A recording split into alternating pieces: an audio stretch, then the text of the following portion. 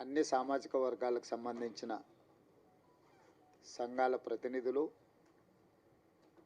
పెద్దలు దామోదర్ రాజనరసింహ గారి నేతృత్వంలో పిసిసి అధ్యక్షుడు మహేష్ కుమార్ గౌడ్ గారు, మా విప్ అట్లూరు లక్ష్మణ్ గారు, మా శాసనసభ్యులు, మా మంత్రివర్యులు పొన్నం ప్రభాకర్ గారు, పెద్దలు కడియం శ్రీహర్ గారు, మీరందరి కార్యక్రమంలో పాల్గొని ప్రభుత్వాన్ని నన్ను ఒక్కడినే అభినందించడం కాదు,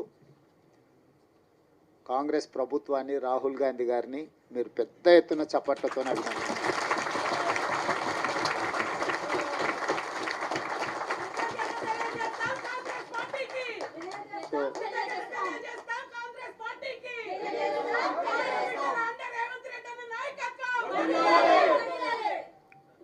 నేను ఎందుకు ఈ మాట చెప్తున్నా అంటే, మన నాయకుడు రాహుల్ గాంధీ గారు పట్టుదలతోని లేకపోతే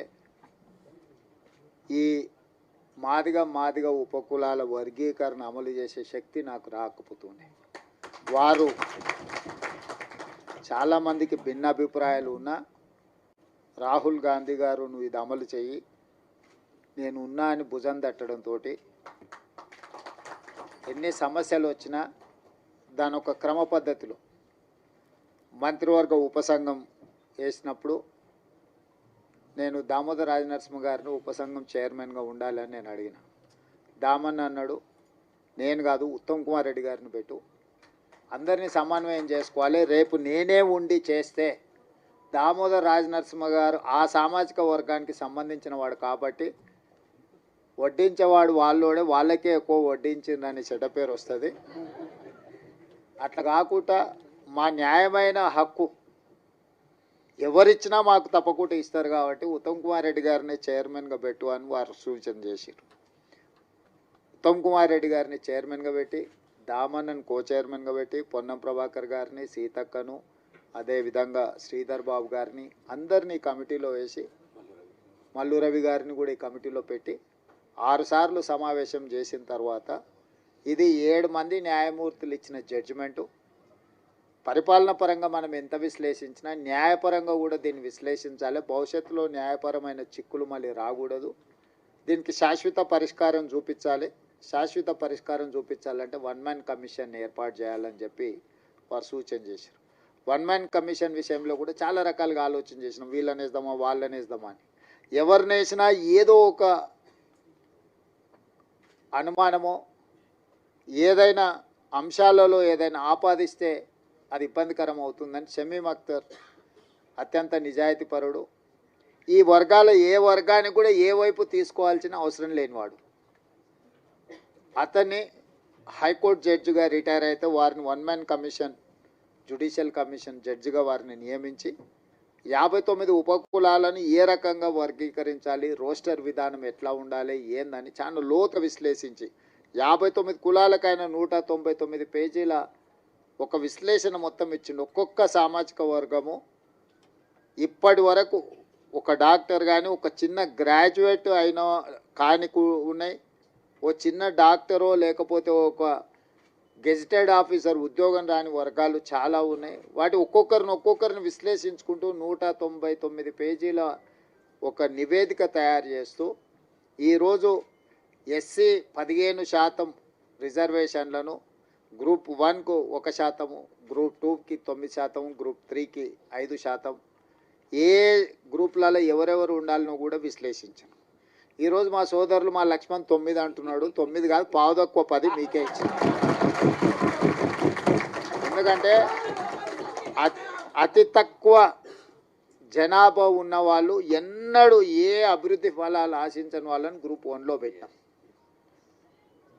తర్వాత మోడరేట్గా కొంచెం పర్వాలేదు అనుకున్న వాళ్ళని గ్రూప్ 2లో పెట్టుకున్నాం. సిగ్నిఫికెంట్గా బెనిఫిట్ అంటే కొంచెం మెరుగైన ఫలితాలను సాధించుకున్న వాళ్ళని గ్రూప్ 3లో పెట్టుకున్నాం. సో గ్రూప్ 1 అండ్ గ్రూప్ 2లో ఉన్నది మొత్తం మాదిగ ఉపకులాలకు సంబంధించిన వాళ్ళే ఉన్నారు. వాళ్ళకి సంబంధించి 10% రిజర్వేషన్ ఈరోజు మీకు అందుబాటులోకి వచ్చింది. ఇది ఎవరికి వ్యతిరేకం కాదు,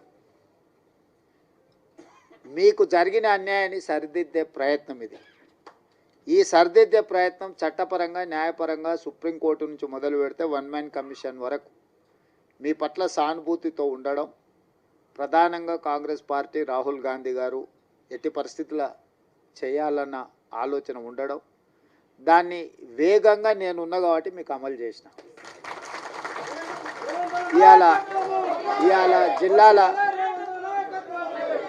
ఇవాళ జిల్లాలో మొదటి నుంచే నేను జడ్పీటీసీ కావచ్చు, ఎమ్మెల్సీ కావచ్చు, ఎమ్మెల్యే కావచ్చు, ఎంపీ కావచ్చు, ఇవాళ ముఖ్యమంత్రి కావచ్చు, ఏ స్థాయిలో నేను రాజకీయాలలో చిన్నది పెద్దది ఏ పదవైనా ఉండని మాదిగోళ్ళ పిల్లలు న్యాయంబడే తిరిగి ఎన్నికల ప్రచారం చేశాను.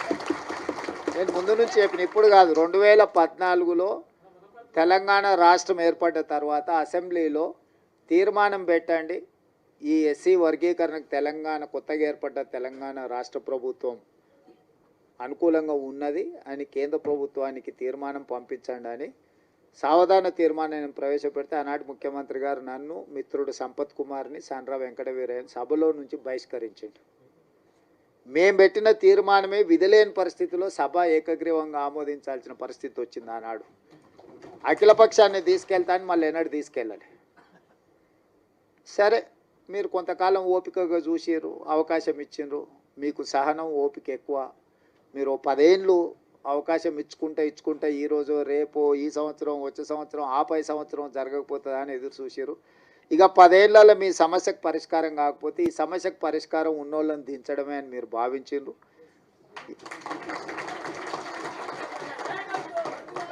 మీరు అవకాశం ఇస్తే మొదటి సంవత్సరంలోనే సుప్రీంకోర్టులో జడ్జిమెంట్ వచ్చిన, సుప్రీంకోర్టులో కేసులు సంవత్సరాల కొద్ది వాయిదా పడుతుంటే నేను అయిన తర్వాత దామన్నని పిలిచిన, మన ఎమ్మెల్యేలు అందరిని పిలిచిన, అక్కడ సుప్రీంకోర్టులో కేసు వాయిదాలు పడుకుంటూ పోతుంది, ఇంకా దీన్ని వాయిదాలు వేయడానికి వీలు లేదు, మనమే ప్రత్యేకంగా ప్రభుత్వం నుంచి ఉద్దండులైన న్యాయవాదులను నియమిద్దామన్నా, నువ్వు ఢిల్లీకి వెళ్ళు, ఎమ్మెల్యేలు అందరిని తీసుకొని అని చెప్పి వేముల వీరేశాన్ని, మందుల శామ్యుల్ను, గవ్వంపల్లి సత్యనారాయణన్, లక్ష్మణ్ని అందరినీ ఎమ్మెల్యేలు అందరినీ దామన్నకు తోడిచి ఒక కమిటీ లాగా ఢిల్లీకి పంపించి మన సిద్ధార్థ్ లూత్రాను, అభిషేక్ సింఘ్వీని, వీళ్ళందరినీ న్యాయవాదులను అందరినీ మన తరఫున సుప్రీంకోర్టులో బలంగా కేసును బెంచ్ మీదకి తీసుకొచ్చి బలంగా వాదనలు వినిపించినాం. ఎందుకు వర్గీకరణ చేయాలని దాని మీద పంజాబ్ వర్సెస్ యూనియన్ ఆఫ్ ఇండియాలో ఉన్న కేసు చాలా ఏళ్ళ నుంచి పెండింగ్ ఉంది. దీంట్లో మీరు అందరు పిల్లలు చాలామంది చదువుకున్న వాళ్ళు ఉన్నారు.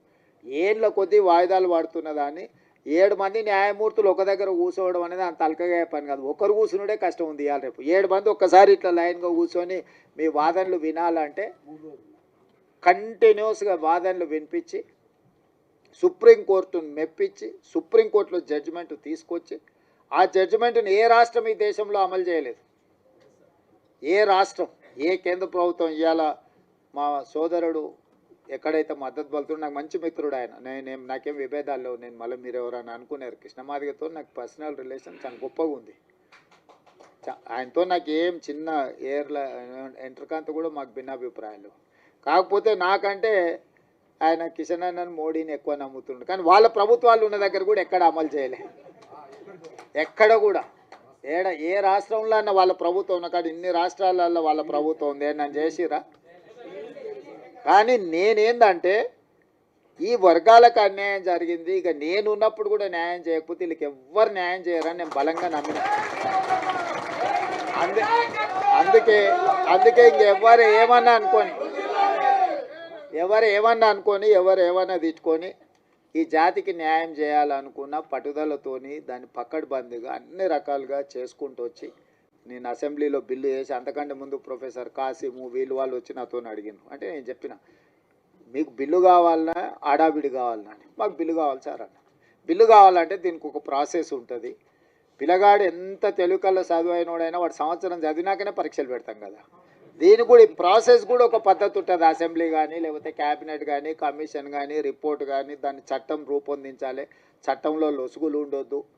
మళ్ళీ దాన్ని చట్టం చేసినాక మళ్ళీ దాన్ని ఎవరో ఒకరు దాంట్లో ఏదో ఒకటి ఎతికి కోడిగుడ్డు మీద ఈకలు వీకినట్టు ఏదైనా చేస్తే అది మళ్ళీ మొదటికి వస్తే ఇంక మళ్ళీ ఎప్పటికీ ఇది అపరిష్కృతమైన శాశ్వత సమస్యగా ఉంటుందని చెప్పి దాన్ని పక్కడ్బందీ చేసి దాన్ని మొత్తం దామన్నను ముందలు పెట్టి వెనకంగా మేము అందరం ఉండి మిగతా వాళ్ళందరినీ సమన్వయం చేసుకుంటూ నేను సభలో కూడా అందరినీ కూడగట్టి ఎవ్వరు కూడా దీన్ని వ్యతిరేకించే సాహసం చేయలేదు. ఎవరిని కూడా వ్యతిరేకించనీయకుండా వ్యవహారం నడిపినాం.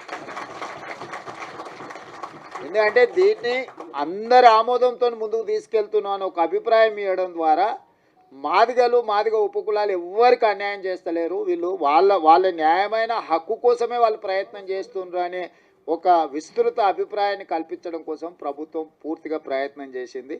ఇవాళ దాన్ని సాధించుకున్నాం. నేను ఆయన అసెంబ్లీలో చెప్పిన దీన్ని కొలిక్కి తెచ్చే వరకు ఏ నోటిఫికేషన్ ఇవ్వనని, ఆయలటి నుంచి ఇవాళటి వరకు ఒక్క నోటిఫికేషన్ కూడా ఇవ్వలే. ఎందుకంటే నాకు కూడా దీన్ని ఏదో ఒకటి తేల్చాలి. ఎన్నేళ్ళు 30 ఏళ్ళ నుంచి 35 ఏళ్ళ నుంచి ఇది సిక్కుముడై జటిలం అయిపోయి ఇది ఓ సమస్యగా తయారవుతుంది. దీనికి ఒక పరిష్కారం చూపిస్తే చరిత్రలో ఎప్పుడైనా చిన్న సాయం చేస్తేనే మీరు ఎక్కువ గుర్తుపెట్టుకుంటారు. పూట ఇంత అన్నం పెడితే కూడా 10 ఏళ్ళు 20 ఏళ్ళు ఈ జాతి నమ్మకంగా ఎంబడి నడుస్తుంది. ఓ పూట భోజనం పెడితే కూడా నమ్మకంగా నడుస్తారు. గ్రామాలలో మాకు తెలుసు. ఎందుకంటే పొలం కాడు మీకు మాకే కాదు ఉన్నది సంబంధం అంతా. బాయికాడ ఏదైనా ఉన్నది మీకు మాకే సంబంధం కాబట్టి మీ గురించే నాకు పూర్తిగా అవగాహన.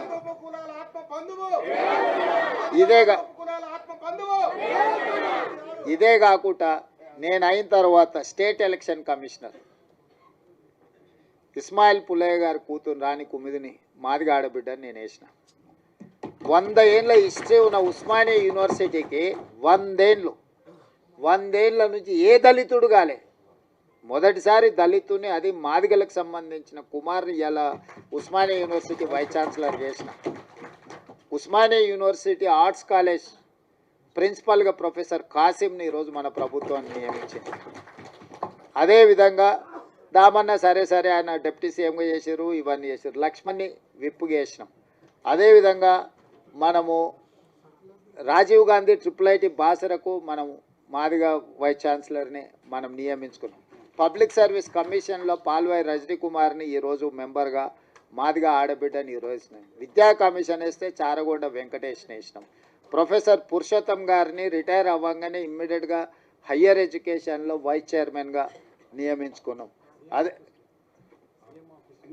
సరే సీఎం ఆఫీస్ సరే టికెట్ల విషయంలో సరే అంటే నేను ఎందుకు ఇవన్నీ మీకు చెప్తున్నా అంటే గతంలో మీకు చిన్న అవకాశం రావడానికి చాలా కష్టం ఉండే. ఇవాళ state election commissioner, Osmania university, Rajiv Gandhi IIIT, higher education, విద్యా కమిషన్, పబ్లిక్ సర్వీస్ కమిషన్, ఎక్కడైనా నాకు ఏ అవకాశం వచ్చినా ఎవరు ఏమని అనుకొని వీళ్ళకి ఈసారి చేయాల్సిందే అని చెప్పి అవసరమైతే మా వాళ్ళని పక్కన పెట్టి కూడా మీ వాళ్ళకి చేసిన.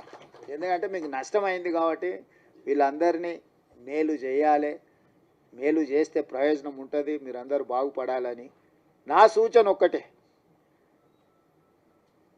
అవకాశం వచ్చినప్పుడు నిలబెట్టుకోండి, దాన్ని 10 మందికి సాయం చేయడానికి ఉపయోగించండి. మన వాళ్ళకి ఏమవుతుందంటే మీకైనా మాకైనా రాగానే జర పుర్సత్ అయిపోతాం, మనం జర రిలాక్స్ అయిపోతాం, జర దావతులకు గివతులకు ప్రాధాన్యత ఇస్తాం.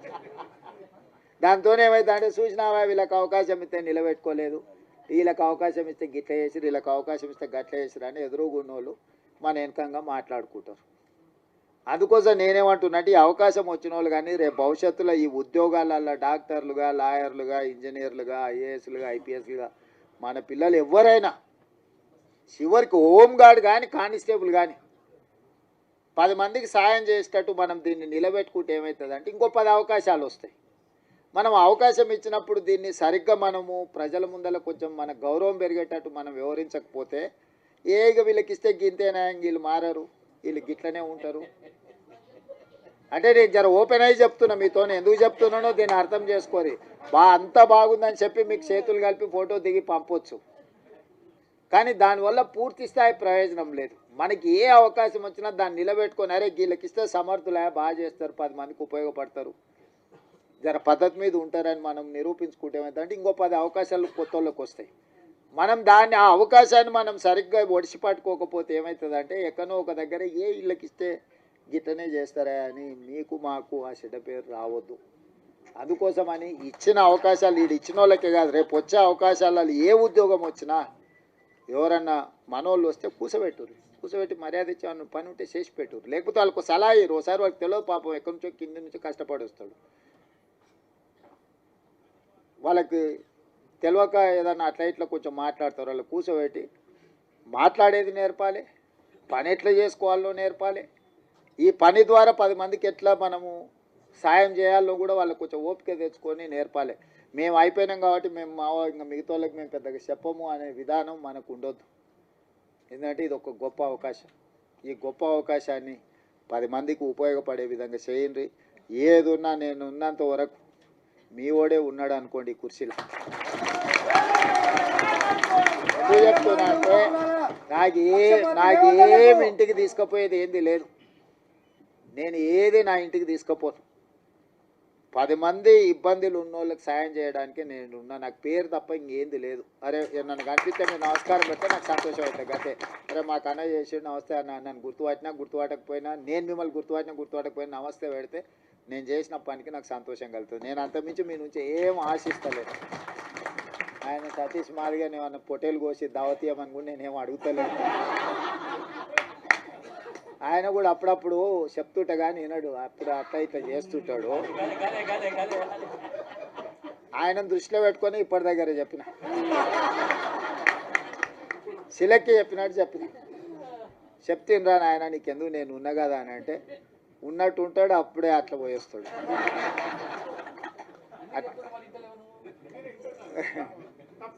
చింతాస్వామి సరే, చింతాస్వామి నాకు చదువుకునేటప్పటి నుంచి కూడా తెలుసు, ఫైన్ ఆర్ట్స్ కాలేజ్ నుంచి కూడా తెలుసు. మన వాళ్ళకి ఏంటంటే ఆవేశం ఎక్కువ, కొంచెం ఆలోచన తక్కువ చేస్తారు. ఆవేశంలో ఆలోచన రాదు ఎవరికైనా, ఎవరికైనా, నాకైనా మీకైనా ఎవరికైనా. ఆవేశంలో తీసుకున్న నిర్ణయం అక్కడికి రాదు. ఆవేశాన్ని తగ్గించండి, ఆలోచన వెంచూరి, వచ్చిన అవకాశాన్ని సద్వినియోగం చేసుకొని ఈ ప్రభుత్వం మీకు అండగా నిలబడుతుంది. మీ మంచి కోసం పనిచేస్తే మీ వెల్ఫేర్ కావచ్చు, మీ డెవలప్మెంట్ కావచ్చు, పిల్లలకి చచ్చిపోయిన వాళ్ళు లేకపోతే బాధితుల కుటుంబాలకి ఇంతకుముందే ఇచ్చిండ్రు బుడగ సంఘాల నుంచి వీళ్ళందరికీ ఇల్లు లేని వాళ్ళు ఉన్నారు. అందరికీ ఈసారి ఇల్లు ఇచ్చే బాధ్యత నాది. మీ అందరినీ మీ వెల్ఫేర్ కోసం, మీ డెవలప్మెంట్ కోసం, మీ ఎడ్యుకేషన్ కోసం పర్ఫెక్ట్గా గవర్నమెంట్ చేస్తుంది. ఓ రోజు ఆలస్యం కావచ్చు, నాకు 100% ఇవ్వాలని ప్రేమ ఉన్న ఓసారి అవకాశం రాదు. దాని అర్థం మీకు ఇవ్వద్దని కాదు, దానికి కొంచెం ఓపిక, కొంచెం వ్యవహారం, కొంచెం పద్ధతి మీద మనం చేసుకుందాం. మీరందరూ ఎవరితో కొట్లాడకరి, మీరు ఎవరితో వాదించాల్సిన పని లేదు, ఎవరితో కొట్లాడాల్సిన పని లేదు. మీ పని మీకు జరుగుతుంది. జరగడానికి ఇంతమంది ఉన్నాం మేము ఈడ. మీకు ఏం కావాలో చేసి పెట్టడానికి మేము ఉన్నాం, చేసి పెడతాం. మంచిగా చేసుకొని నిలబెట్టుకోండి. పిల్లల్ని మంచిగా కోచింగ్ సెంటర్లకు పంపించుర్రి, ప్రిపేర్ చేయండి, పాస్ చేయించుండ్రి. వాళ్ళకి ఎడ్యుకేషన్కి ఏం కావాలనో, వాళ్ళ కోచింగ్లకు ఏం కావాలనో కూడా ఫర్దర్గా చేద్దాం. ఎందుకంటే ఇప్పుడు వరుసగా నోటిఫికేషన్లు వస్తాయి. ఈ నోటిఫికేషన్లో పిల్లలు సెలెక్ట్ కాకపోతే మనం ఇచ్చిన ప్రయత్నం అంత ఏంది? బ్యాక్లాగ్ పోస్టులు ఎందుకు ఉండాలి? పిల్లల్ని చదివించురు, వాళ్ళ చదువులకు కావాల్సిన, వాళ్ళ కోచింగ్లకు కావాల్సిన ఏమున్నాయి, ఫారెన్ పంపించడానికి స్కాలర్షిప్లు ఉన్నాయి, అన్నీ ఇస్తా. పిల్లల్ని పంపించురు, బయటికి పంపించరు. ఎంతసేపు మన ఊర్లోనే మనం ఉండి, మన ఇళ్ళలోనే మనం ఉండి, మన దగ్గరనే ఉండి, ఇక్కడనే మనం ఇందులోనే ఇది చేయకంటే కొంతమంది చదువుకున్న వాళ్ళు చిన్న బయటకు పోతుంటే వాడు పెద్దోడు అవుతాడు, ఎదుగుతాడు, సమాజానికి ఉపయోగపడతాడు. వాడిని చూసి ఇంకో 4 తయారవుతారు. అరే మావాడు అమెరికాకు పోయి మేము కూడా పోతుంటాం, వాడు పోయినోడు 4 తీసుకుపోతాడు. ఒకరు పోయినరా అనుకో, 4 తనకు తెలిసిన వాళ్ళే తీసుకుపోతాడు కదా. అట్లనే మన దాంట్లో కూడా ఎవరైనా పోయేది ఉంటే కొంచెం భుజం దట్టూరి చేయరి, ఏ పని ఉన్నా వచ్చి చేయించుకొని పోండి. మీ అందరిని చూసి నాకు మంచి సంతోషమైంది. మీరందరూ అండగా నిలబడి ఉంది. ఒక సభ నేను మిమ్మల్ని అందరిని అడిగేది ఒక్కటే, నా కోసం కాదు, రాహుల్ గాంధీ గారు దీంట్లో పెద్ద ఎత్తున చేసిండు. మీ సత్తా ఆనాడు ధర్మయుద్ధం పరేడ్ గ్రౌండ్లో చేసినప్పుడు నేను మీకు అండగా నిలబడ్డా. మీకు గుర్తుందో లేదో మరి ఇది వచ్చిన వాళ్ళకి. సరే, ఆ రోజు నేను వచ్చిన అట్లాంటిది ఈరోజు విజయోత్సవ సభ పెట్టుండ్రి. రాహుల్ గాంధీని దామన్న తీసుకొస్తాడు. ఎందుకంటే మనము కృతజ్ఞత చూపిస్తే ఆయనకు కూడా ఉత్సాహం వస్తే ఇంకో 4 రాష్ట్రాలలో చేపిస్తాడు. ఎందుకంటే ఇప్పుడు కర్ణాటకలో, మిగతా రాష్ట్రాలలో కూడా ఇది కొంచెం వాయిదా పడతా వస్తుంది. మీరు అండగా నిలబడ్డట్టు 10 లక్షల మంది జమై ఆయన నిజేసి దామన్న మనోళ్ళందరి నేతృత్వంలో, మహేష్ గౌడ్ గారి నేతృత్వంలో ఒక అభినందన సభ పెట్టి రాహుల్ గాంధీ గారిని ఇచ్చేసారు. ఏ మనిషి అయినా అభినందన కంటే ఏముంటుంది? గాంధీ కుటుంబానికి ఏంది? దేశం కోసం సర్వం ఇచ్చిన వాళ్ళు, దేశం కోసం సర్వం ఇచ్చారు, ప్రాణాలు ఇచ్చారు, అన్ని ఇచ్చారు. వాళ్ళకి ఏముంటుంది? మీరు మాకు సాయం చేసారు, మిమ్మల్ని గుర్తుపెట్టుకున్నామని మీరు అందరు గట్టిగా చప్పట్లు కొడితే ఆయన ఉత్సాహంతో ఇంకా 4 రాష్ట్రాలలో చేపిస్తాడు. మన ప్రభుత్వం ఉన్న ప్రతి రాష్ట్రంలో అమలు జరిగితే ఆటోమేటిక్గా మిగతా కాక సెగ తగులుతూనే ఉంటుంది తలగదా తప్పు సప్పుడు ఇప్పిస్తూనే ఉంటుంది కదా వాళ్ళ చెవులకు. అందుకోసమని ఈడ కదలంగానే అవతల పక్కలా కొంచెం కదులుతూనే ఉంది కదా, ఆ పక్కన ఈ పక్కన ఆటోమేటిక్ అట్లా కదులుతుంది. అరే వీళ్ళంతా రాహుల్ గాంధీ అమ్మడు పోయేటట్టు ఉన్నారంటే భయానికైనా చేస్తారు. అప్పుడప్పుడు జర తెలుగుగా భయపెట్టి కూడా చేసేది నేర్చుకోండి అని తెలియజేస్తూ సెలవు తీసుకుంటున్నా.